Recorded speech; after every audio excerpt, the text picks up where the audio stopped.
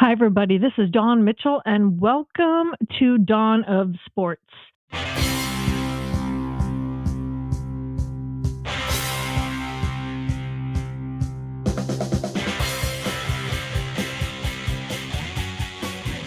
We have an awesome guest this week, Jim and I. We're talking to Leo Lewis, former Viking. He has a foundation. You know he's got such a big, amazing personality and can't wait to dig in.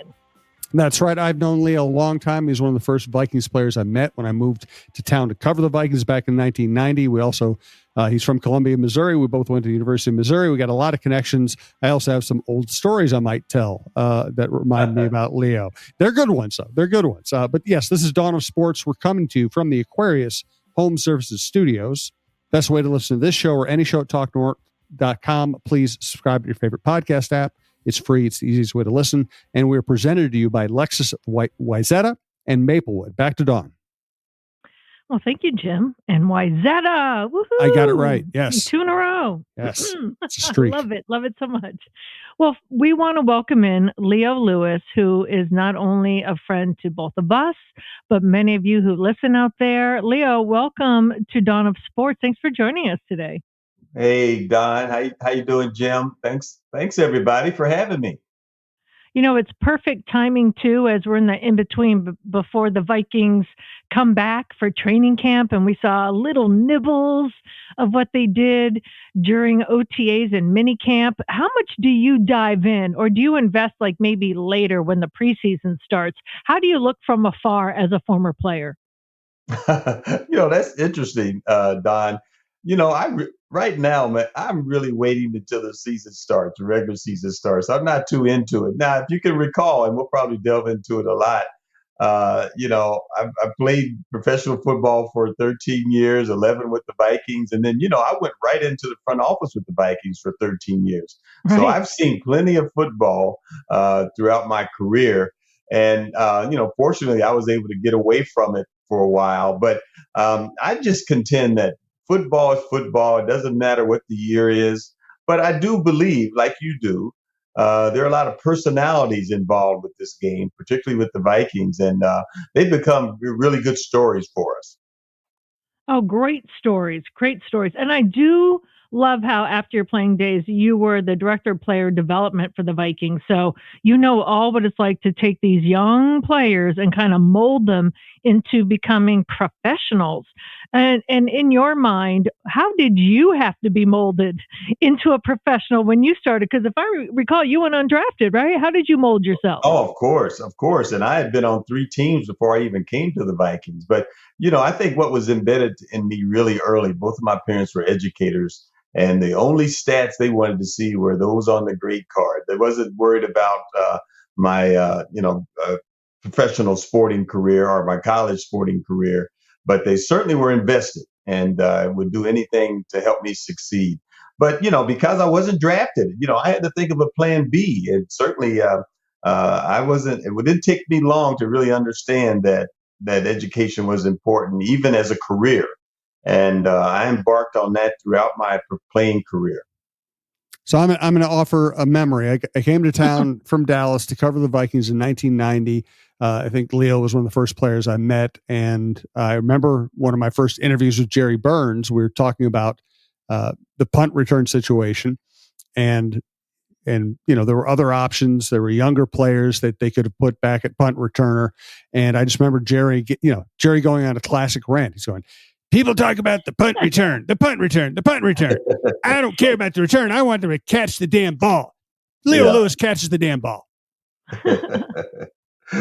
Well, I wasn't worried about it too much either because I was most of those years. I wasn't starting the year that you came, Jim, but I was a former starter. So, yep. And certainly in my 30s as well. And I think it certainly was a lot of respect that Coach had in me since he had been there throughout my entire career. So he knew what he was getting. But it is a thoughtless yet thankless approach to being a punt returner. And by the way, I played receiver too. Oh yeah. You were still playing receiver, but and everybody kind of knew that was your role. But I just remember Jerry defending you against somebody who thought, maybe a younger, faster player would be better, and he Yeah. wanted the reliability. Yeah, it did feel that way to me too. And it's a difficult job. Not anybody can do that, but that was something I did through high school and college as well. So I was really made for that. Leo, I always want to pick the brain of players that have played both in the NFL, but also the CFL. Obviously, your dad, right, is in the Canadian Football Hall of Fame. He also College Football Hall of Fame. But for you personally, where you started with the Cardinals, then you went to the CFL, two different teams, and then came back. Everyone thinks of Doug Flutie, but there's very few players that can handle that shift. What did you learn the most from that, and then apply it to when you came back to the NFL? Well, I mean, it was football. I mean, it was something that I was trained well for. Certainly, you had to really adjust yourself to the different rules, and by and large, it has its own niche of entertainment. You've got the bigger field, larger end zones. The fact that you only have 3 downs for a first down, and the kicking game is probably the most or the greatest resource that a team can have. It suited well for my talent as a receiver and a punt and kick returner. So I thought it was good. I started, I played quite a bit, played every down almost, and at the same time, I was able to grow as a professional at that time. But one of the things that was really of my fondest dreams is to when I first played in Winnipeg. I played for the Calgary Stampeders, and one of our games was away in Winnipeg. And to be able to step on that field that my father had played on for so many years was really gratifying. So I had some really early memories in my football career, and his memory and the fact that I was a young kid when he was playing for the Winnipeg Blue Bombers really brought some good memories back. Jimmy, got any other good stories? I love the behind the scenes stories of when players Well, let me tell you one, Don. Yeah, I want to hear it. My dad and Bud Grant were teammates with the Winnipeg Blue Bombers. Stop. And uh, one of the stories that you'll be reading here pretty soon when I finish my biography on my father was that there were a number of people that we've known throughout the years in Minnesota sports who had their touch on Winnipeg, the CFL. Certainly, Jerry Burns was one of the persons who introduced coaching to Bud Grant. He was on his early staff on Bud's early staffs when he was a 29-year-old head coach of the Winnipeg Blue Bombers.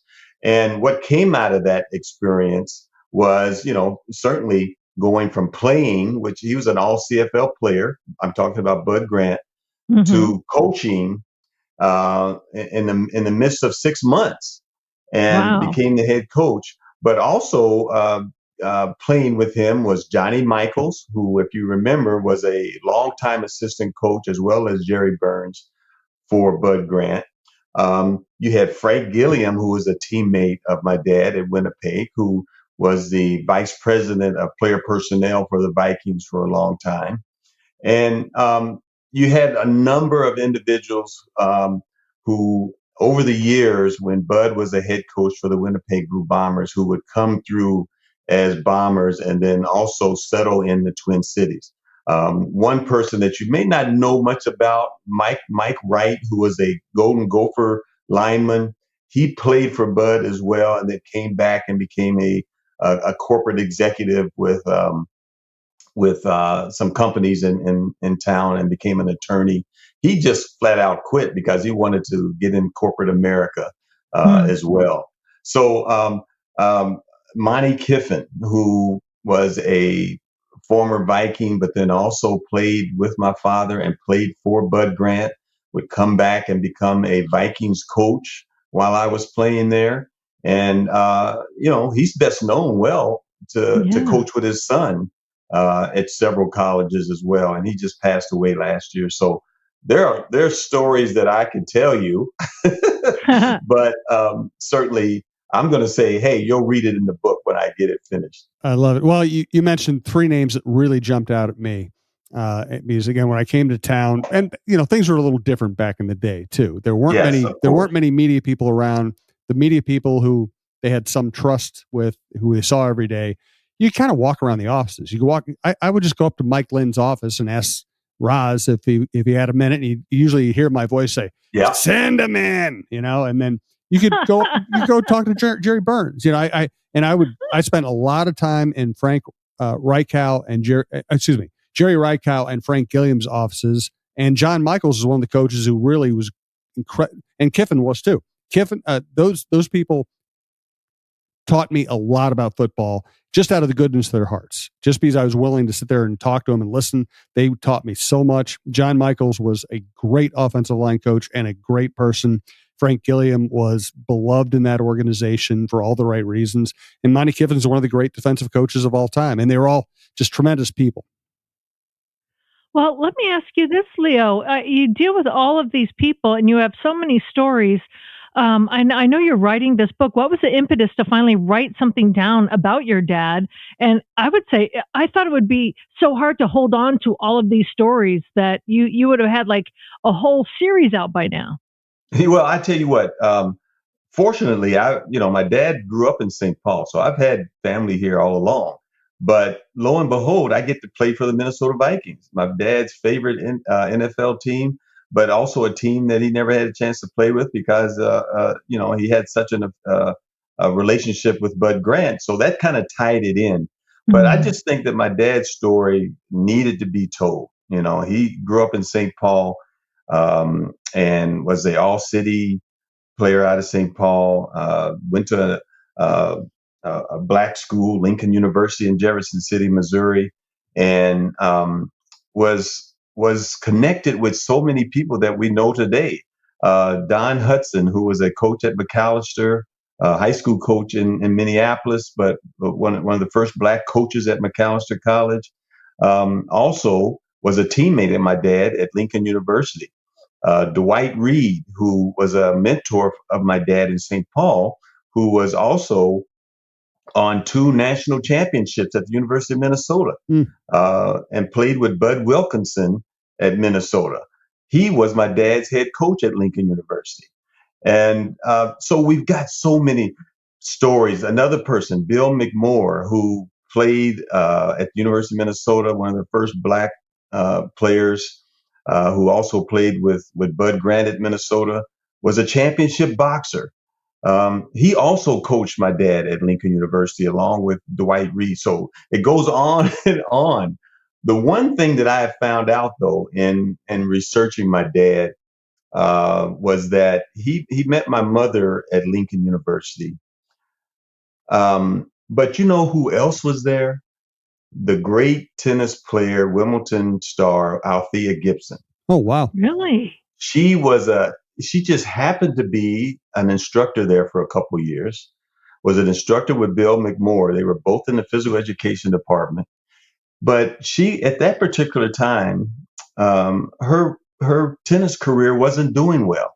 And she was really dismayed by it, but had just graduated from Florida A&M University. And the football coach knew Dwight Reed because they were in black college football circles. Okay. And he recommended her going to Lincoln. And at the same time, because she was so dismayed in her career at that particular time, and had graduated from college, which was unheard of, decided to take on a new role. Yeah, she still played tennis, but it wasn't until after those 2 years that she became the Althea Gibson that we all know today as an international tennis star. And, certainly won Wimbledon twice, won the French Open. It wasn't until this experience at Lincoln University, where she taught my mother in physical education, that her career then blossomed again. So it's amazing, all these stories. But at the same time, it's up to me to really kind of formulate my dad's career and my mom's experience as a football wife. and to really kind of focus more on my dad's experience as a professional football player. Man. Well, you have experience in the writing too. You're like Jim, right? You've edited, published all those Vikings alumni newsletters. Like, so you already have like kind of the foundation of how to get this thing rolling before you even started writing the book, right? Well, I've been forced to be articulate because I had to write a dissertation. I had to write a dissertation at the University of Minnesota, and lo and behold, it was on NFL players, and that gave me some. One of the qualities that I think all writers need is some consistency and some durability and some a commitment to getting projects done. And I learned some of that through football, but I think one of the frontiers of my career was to really buckle down and write a dissertation and do research. And so that has a lot to do with it, because this is going to be more of a research oriented book, because my dad's not along here alive to tell me all these stories. I've got to find it out through newspapers and oral histories of some of the people that he played with and knew. So it's a great project for me. There's no doubt about that. Oh, that's great stuff. I can't wait to read it. We want to talk about some other Vikings topics, also some other things Leo has going on. First, want to thank our sponsors. Thanks again to Aquarius Home Services. Also want to let you know about Natreum. Dawn loves these ads. They have balms. Stand by, yeah. They have balms. They have oils. They have, one of the things I haven't mentioned enough from Natreum, natreum.com, Natreum, is the quick fix stress relief products they have. So they can help you with sleep. They can help you with pain. They can help you with having fun without having to, use alcohol or something stronger. But they have there are people in my life who don't like public speaking, who don't like, getting up in front of crowds. And when they have to go do that type of thing, they like having something they can take that just takes a little of the edge off, helps them calm their nerves so they can get through it. That's one of the many things you can find at Natreum. So what I recommend, they have so many different products, so many different delivery systems, so many different flavors, that I recommend going to the Natreum in St. Louis Park and talking to a sales associate, figuring out what's going to work for you in your life. And then once you know what you like, then you can order at natreum.com, Natreum.com. We also want to thank Minnesota Masonic Charities. When people think of the Freemasons, they often think of secret handshakes and unusual hats, and of course, the pancake breakfast. Minnesota Masonic Charities would prefer that you think about the work that they do right here in our community. Places like the Masonic Cancer Center at the University of Minnesota, or the Masonic Children's Hospital and the Masonic Home in Bloomington. They are just a few examples of the important work that the Freemasons support here in Minnesota. As part of the largest fraternal organization in the world, Masons have consistently answered the call when it comes to charitable needs. I am happy that Minnesota Masonic Charities has chosen Minnesota Bound and this podcast as a place to help spread the word. We look forward to learning so much more about their many programs here in the weeks to come. And yes, this program is presented to you by Lexus, Wayzata, and Maplewood. Thanks also to one of our newer sponsors, 10K Construction.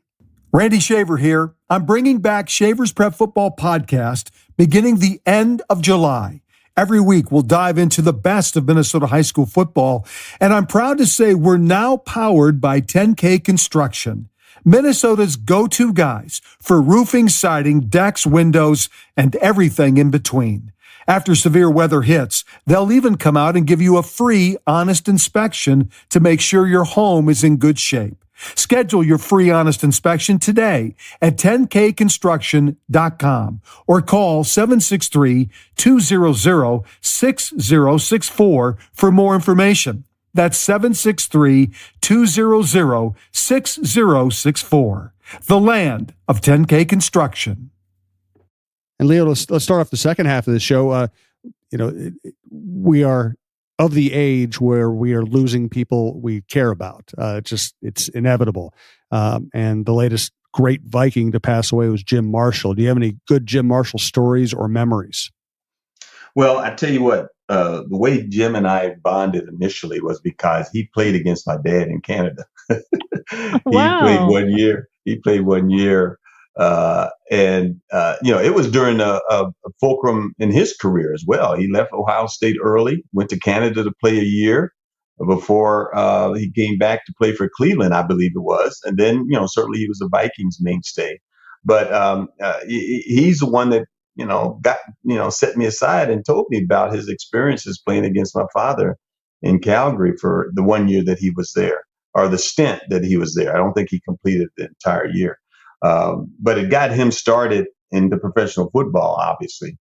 But I think one of the things that I found out when I came to the Vikings, obviously that was the post Purple People Eaters years. I mean, all those guys were gone by then. I think some of the younger players in that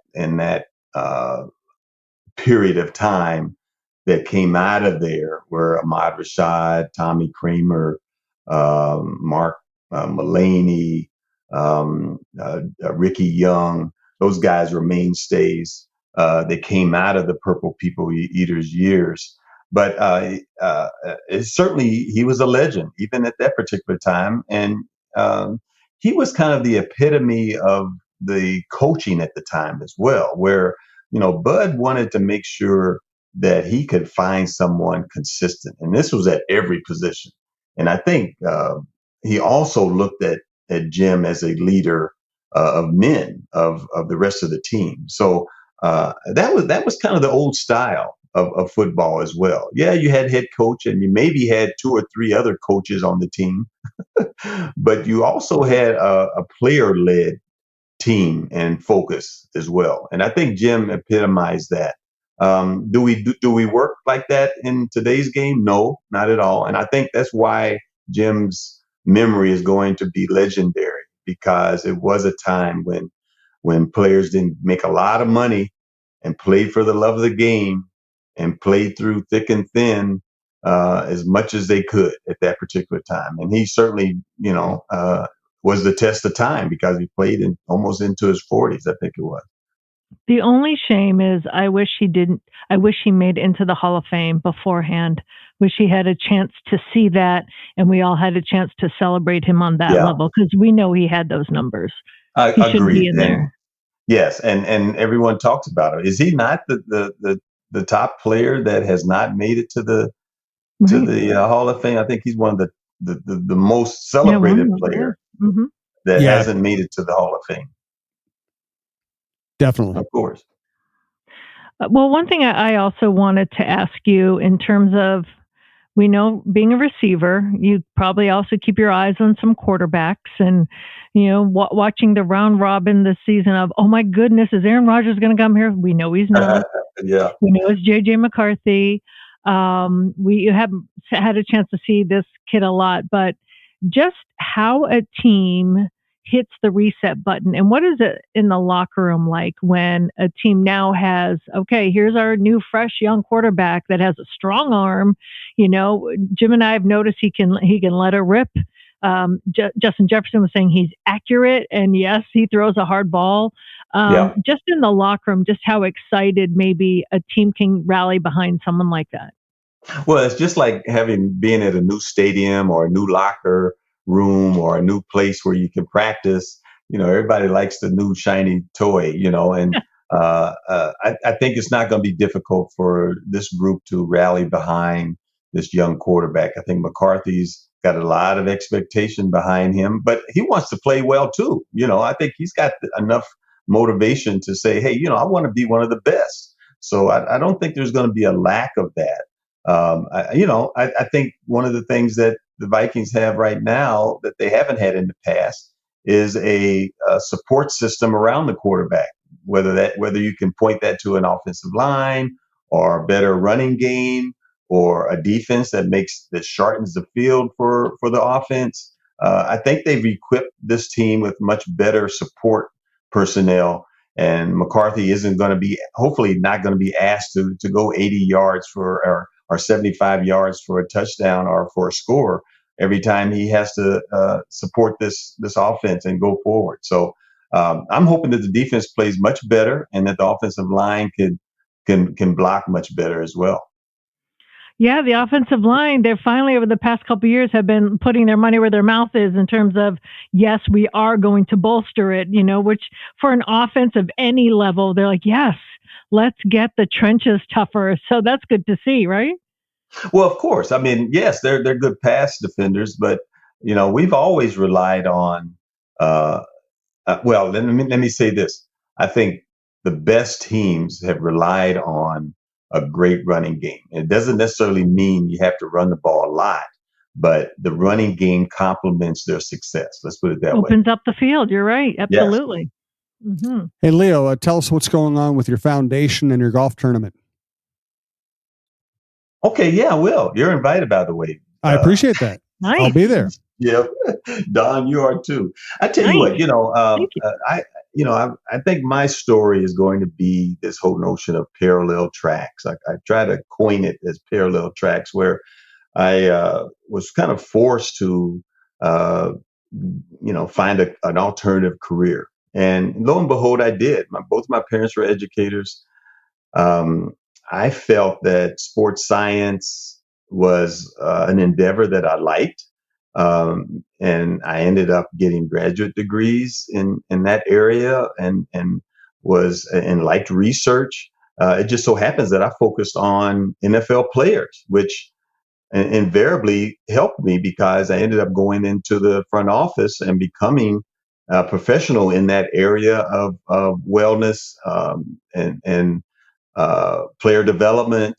And so it then gave me an opportunity to extend my experiences and my expertise to the grassroots level and high school level. So I started doing a lot of camps for kids. I certainly focused on more educational prospects. So I coined this term life skills through sports. And it has evolved into a foundation that is now in its 26th year. It's evolved into a theoretical framework that I used in my coursework that I teach at the University of Minnesota. It's evolved into a foundation where we've been able to not only support entities that really feel that the student athlete needs more than just what a school system can provide them. They need auxiliary help, such as my foundation, to really provide more expertise for them to be successful. So we have an academic program that we have in a couple high schools. We also have a summer program for summer school entities such as St. Paul Public Schools. We also are a grantor of giving. We have a grant and scholarship program. And this all has evolved over the last 30 or 40 years that I've been a part of this life skills through sports concept, where we use sport to teach life lessons, to provide examples of certain qualities that kids are going to need when they grow up, such as developing courage, being persistent, being a good citizen, dealing with health and wellness as a consequence to living. So it's really something that I've really developed and conquered to a certain extent because I have my experience as an athlete. I no longer am an athlete, or I think I'm not, but I still engage in golf. So I think that's athletic. People believe that golf is a sport, but so I can consider myself still being an athlete. But I think really more of it centers around lifelong learning more than anything. So to really equip kids and young people throughout their lives is one place that I think the foundation fits in this whole milieu of sport. I'm so happy you're doing that, Leo, because I think when I first came to Minnesota, you were at the U of M and you were, if I'm getting your title correctly, I believe you were like an associate athletics director, right? And you were doing that for the student athletes there. That's how I first met you. Yes. And then I knew, I said, oh my goodness, he has this doctorate. He's a doctor and teaching. And so the fact that you've continued all of that and brought it into such a tangible foundation for even younger kids than college, because we all know if you start younger, they get better sooner. Of course. I just want to thank you for that. Thank you for all of the work that you've put in for on the behalf of youth, and just out of making them good, making their life better. That's a big feather in your cap. But kudos to you for doing that. Well, I think I can't do it for long. Can't do it much longer. But I like partnering with other organizations who have the same idea. I've mentored several young people who have created their own paths, created their own nonprofits, for that matter. And it's really fitting to say, this is life work for me. And so some of the outcomes of that are our fundraising efforts. We have a awards dinner this month, Thursday, June 26th, where we highlight practitioners like myself who are younger practitioners out in the field, whether they're a physical education teacher, whether they head up a nonprofit, or whether they continue to support life skills through sports. We have an annual dinner to recognize these individuals every year. And then we have a golf tournament, which is our major fundraiser. That's July 28th.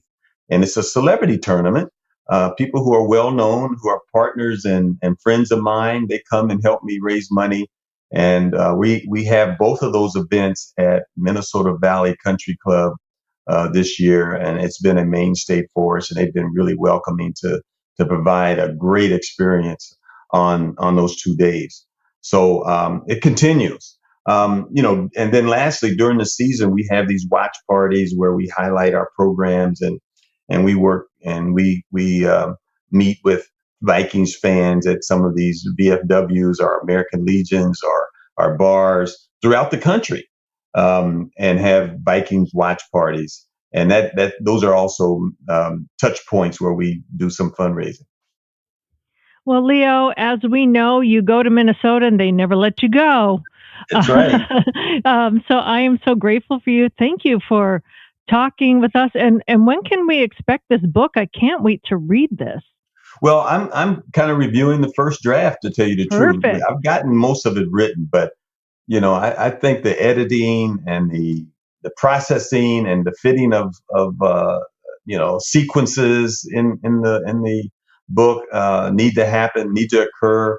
It's interesting. I was talking to one of your friends, Dave Mona, at a breakfast this week, actually, and he was really giddy about the information because he's a sports junkie. He just loves some of that stuff. But you've got individuals like Sid Hartman and Bud Grant who epitomize Minnesota sports, as well as Dave Mona. And he just loves the fact that, my father grew up in St. Paul and I played for the Vikings. And so he's very interested in helping me, continue and make this happen. So I'm hoping that by the end of this year, things will be good. Oh, what a labor of love. Do you have a working title yet? Yeah. I won't have you share it. Okay, just wanted to make sure. So you can tell us when we get closer to the release, yes, and we'll have you yes, on, and we can release it with some joy. Well, Leo Lewis, former Viking, but always current Purple in our hearts. You know that. Yes. I love talking to you every time. I love seeing you at training camp, and whenever we have a chance to on various platforms. So thank you so much for joining us, and I'm knowing that your dad is so proud of you as well. Such a circular love right there. Of course. Thank you so much. And certainly this is fun too. I mean, it was really fun to uncover some of these stories that have never been, put out there. And that's kind of what they say in university lore. It's a contribution to science. This is a contribution to the sports world. Let's put it that way. Absolutely. All right, Leo. Thank you so much. Thank you, Leo. Take care, guys. Jim, you and Don, take care.